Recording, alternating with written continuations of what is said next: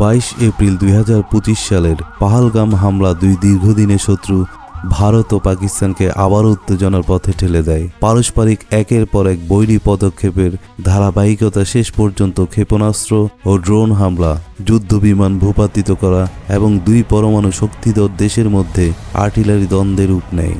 তবে সৌভাগ্যক্রমে এটি পূর্ণমাত্রার যুদ্ধে গড়ায়নি। প্রায় 4 দিনের সংঘর্ষের পর 10 মে ভারত ও পাকিস্তান যুদ্ধবিরতিতে সম্মত হয়।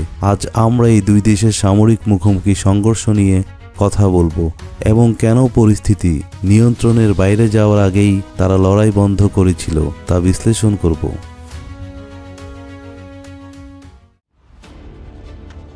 হামলার পরপরই হালকা অস্ত্র ও আর্টিলারি গোলাগুলির কিছু আদান প্রদান হয় এবং পাহালগাম এলাকায় ভারতীয় তল্লাশি অভিযানে কয়েকটি বাড়ি ধ্বংস হয় ও সন্দেহভাজন হামলাকারীদের সঙ্গে গোলাগুলি হয়। পাশাপাশি রাজনৈতিক সিদ্ধান্তেও নেওয়া হয়, যেমন ভারত ইন্দাস জলচুক্তি স্থগিত করে। তবে পরিস্থিতি প্রকৃত অর্থে উত্তপ্ত হয়ে ওঠে 7 মে, অর্থাৎ হামলার 15 দিন পর। ভারত অপারেশন সিন্দুর চালু করে 9টি স্থানে হামলা চালায়, 5টি পাকিস্তান নিয়ন্ত্রিত কাশ্মীরে এবং 4টি পাঞ্জাবে। তারা নাকি দীর্ঘপাল্লার নির্ভুল এক্সক্লেভার আর্টিলারি সেল, ড্রোন থেকে নিক্ষেপিত অস্ত্র, স্ক্যালপিজি ক্রুজ ক্ষেপণাস্ত্র এবং রাফাল যুদ্ধবিমান থেকে নিক্ষিপ্ত হ্যামার গ্লাইড বোমা ব্যবহার করে। ভারত দাবি করে যে তারা কেবল লস্কর-ই তৈয়বা ও জইশ-ই মোহাম্মদ সংশ্লিষ্ট অবকাঠামো লক্ষ্যবস্তু করেছে এবং কোনো পাকিস্তানি সামরিক স্থাপনা টার্গেট করেনি।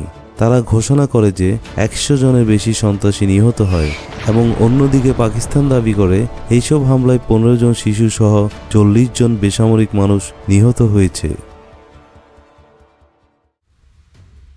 পাকিস্তানের সামরিক অবকাঠামো ইচ্ছাকৃতভাবে এড়িয়ে যাওয়ার ঘোষণা দিয়ে ভারত উত্তেজনা সীমাবদ্ধ রাখার চেষ্টা করে। বার্তাটি ছিল তারা পাকিস্তানকে ক্ষতি করতে পারে কিন্তু সর্বাত্মক যুদ্ধ চায় না। কিন্তু অপ্রত্যাশিতভাবেই পাকিস্তান পাল্টা জবাব দেয়। ভারতের প্রাথমিক হামলার কয়েক ঘন্টা পর গণমাধ্যমে খবর আসে যে পাকিস্তান কয়েকটি ভারতীয় যুদ্ধবিমান ভূপাতিত করেছে। কতগুলো বিমান ধ্বংস হয়েছে এবং কিভাবে তা করা হয়েছে তা পুরোপুরি পরিষ্কার নয়। পাকিস্তান দাবি করে তারা 6টি ভারতীয় জেট ভূপাতিত করেছে, 5টি ভারত নিয়ন্ত্রিত কাশ্মীরে এবং 1টি ভারতের পাঞ্জাবে। পাকিস্তানি সূত্রে জানায় 125টি ভারতীয় ও পাকিস্তানি যুদ্ধবিমানের মধ্যে 1 ঘণ্টাব্যাপী ডগ ফাইট হয়েছিল। তবে ডগ ফাইট বলতে কাছাকাছি দূরত্বের বিমান যুদ্ধকে বোঝায়, আর আধুনিক যুদ্ধের দূরপাল্লার ক্ষেপণাস্ত্র ও রাডার দিয়ে দূর থেকে শত্রুকে লক্ষ্য করতে পারে, ফলে এমন দাবি গ্রহণযোগ্য নয়।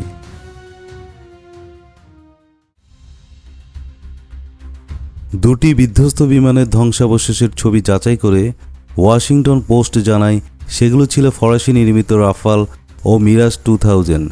রয়টার্স ও ওয়াশিংটন পোস্ট নিশ্চিত করে যে ভারত অন্তত 3টি যুদ্ধবিমান হারিয়েছে। পরে সামাজিক মাধ্যমে চতুর্থ বিধ্বস্ত স্থানে ফুটেজও প্রকাশ পায়। রয়টার্স এক মার্কিন কর্মকর্তার বরাত দিয়ে জানায় চীনা Z-10 জেট থেকে নিক্ষেপিত PL-15 দীর্ঘপাল্লার ক্ষেপণাস্ত্র দিয়ে এ হামলা চালানো হয়েছিল। পরে পাকিস্তানের পররাষ্ট্রমন্ত্রী ইসাকদার সংসদে বক্তব্যে স্বীকার করেন যে Z-10 জেট ব্যবহার করা হয়েছিল এবং চীনা প্রতিনিধি দল তাদের জেটের পারফরমেন্সে সন্তুষ্ট ছিল। চীনা অস্ত্র দিয়ে 4.5 প্রজন্মের ফরাসি রাফাল ভূপতিত হওয়ার খবর প্রচলিত ও সামাজিক মাধ্যমে ব্যাপক আলোড়ন তোলে, যা চীনের অস্ত্র উৎপাদনের অগ্রগতিকে আবারও সামনে আনে। চীন বিশেষজ্ঞ কার্লোটো রিনাদো বলেন, ধারণাগত দিক থেকে এটি চীনের জন্য বড় বিজয়।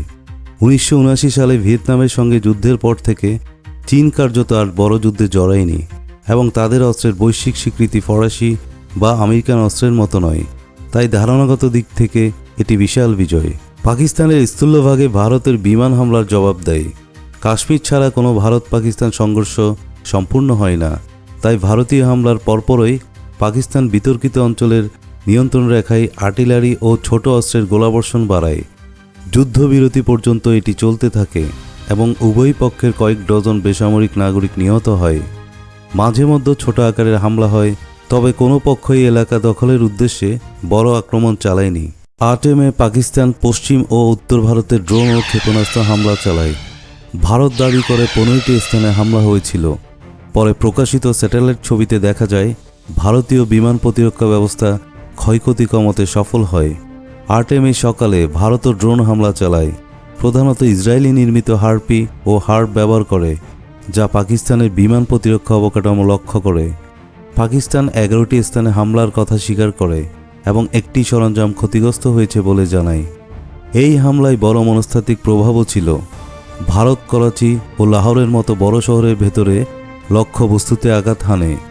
এতে দীর্ঘ যুদ্ধের ঝুঁকি বেড়ে যায়। 10 মে ভোরে পাকিস্তান ফাতাও-2 স্বল্প পাল্লার ব্যালিস্টিক ক্ষেপণাস্ত্র নিক্ষেপ করে, যা ভারত ভূপাতিত করে বলে দাবি করে। পাকিস্তান এটি অস্বীকার করে বলে যে এটি ছিল ভারতীয় ক্ষেপণাস্ত্র, যা নিজ ভূখণ্ডে পড়েছিল।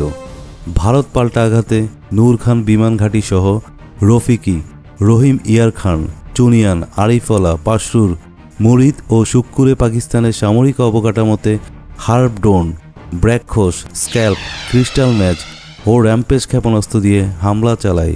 স্যাটেলাইট চিত্রে এইসব হামলার সফলতার প্রমাণ মেলে। গার্ডিয়ান জানায় নূর খান ঘাঁটি পাকিস্তানের পারমাণবিক অস্ত্র সংরক্ষণ কেন্দ্রে রাওয়ালপিন্ডির কাছে অবস্থিত। যদিও কিরানা হিলসে পারমাণবিক স্থাপনার হামলার গুজব ওঠে, এর কোনো প্রমাণ পাওয়া যায়নি। পাকিস্তান শেষবারের মতো ফাতা-1, ফাতা-2 ও হাতফ-1 ক্ষেপণাস্ত্র এবং তুরস্কের নির্মিত ইয়াহ-3 ড্রোন দিয়ে ভারতীয় বিমান ঘাঁটিতে হামলা চালায়। ভারত জানায় উধমপুর, পাঠানকোট, আদমপুর ও ভুজ ঘাঁটিতে সীমিত ক্ষতি হয়েছে। হঠাৎ কয়েক ঘন্টা পর মার্কিন প্রেসিডেন্ট ডোনাল্ড ট্রাম্প ঘোষণা দেন যে দুই পক্ষ যুদ্ধবিরতিতে সম্মত হয়েছে। কয়েকদিন আগেও তিনি বলেছিলেন তারা দীর্ঘদিন ধরে লড়ছে, আশা করি খুব দ্রুত শেষ হবে। তার ভাইস প্রেসিডেন্ট ভ্যান্স বলেছিলেন এটি আমাদের বিষয় নয়। তবুও পরিস্থিতি দ্রুত উত্তপ্ত হচ্ছিল। ব্যালিস্টিক ক্ষেপণাস্ত্র ব্যবহৃত হচ্ছিল। নূর খান ঘাঁটিতে হামলার উত্তেজনা বাড়ায়। পাকিস্তানি সংবাদ মাধ্যম জানায় 10 মে প্রধানমন্ত্রী শরীফ ন্যাশনাল কমান্ড অথরিটির বৈঠক ডাকেন, যা পাকিস্তানি পারমাণবিক অবকাঠামোর দায়িত্বে। যদিও পাকিস্তান পরে তা অস্বীকার করে। এই উল্লেখই ছিল পারমাণবিক সংকেত। পরবর্তীতে মার্কিন পররাষ্ট্র রুবিও পাকিস্তানের সেনাপ্রধান জেনারেল আসিম মনিরের সঙ্গে কথা বলেন এবং পরে ভারত ও পাকিস্তানের পররাষ্ট্রমন্ত্রীদের সঙ্গে যোগাযোগ করেন। সৌদি আরব, ইরান, যুক্তরাজ্য ও সংযুক্ত আরব আমিরাতও নেপথ্যে কাজ করেছিল। শেষ পর্যন্ত 10 মে বিকেলে দুই দেশের সামরিক প্রতিনিধির ফোন আলাপের পর যুদ্ধবিরতি চূড়ান্ত হয়। 2 ঘন্টা পর ট্রাম্প পূর্ণ ও তাৎক্ষণিক যুদ্ধবিরতি ঘোষণা করেন।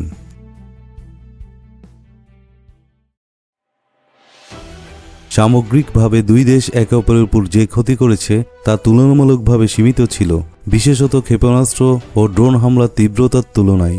কয়েক ডজন বেসামরিক নাগরিক ও কিছু সৈন্য নিহত হয়। সামরিক স্থাপনায় সীমিত ক্ষতি হয়। সামরিক দৃষ্টিকোণ থেকে বড় ঘটনা ছিল পাকিস্তানের চীনা নির্মিত জেট দিয়ে ভারতীয় জেট ভূপাতিত করা এবং ভারতের নূর খান ঘাঁটিতে হামলা। তবে ভুল করবেন না, উভয় পক্ষের বিমান হামলার সীমিত প্রভাব সত্ত্বেও উত্তেজনা ক্রমাগত বাড়ছিল। এই বিপজ্জনক পরিস্থিতি এড়াতে যুক্তরাষ্ট্র মধ্যস্থতায় এগিয়ে আসে। স্টিমসন সেন্টারের ক্রিস্টোফার ক্ল্যারি যেমন বলেন, যুদ্ধবিরতি মানে শান্তি নয়, পরবর্তী সংকট আসবেই।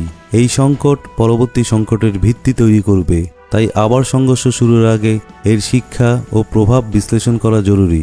আগামী দিনগুলোতে এই পরিস্থিতি নিয়ে আলোচনা চালিয়ে যাব, তাই সাবস্ক্রাইব করে বেল বাটন চাপতে ভুলবেন না।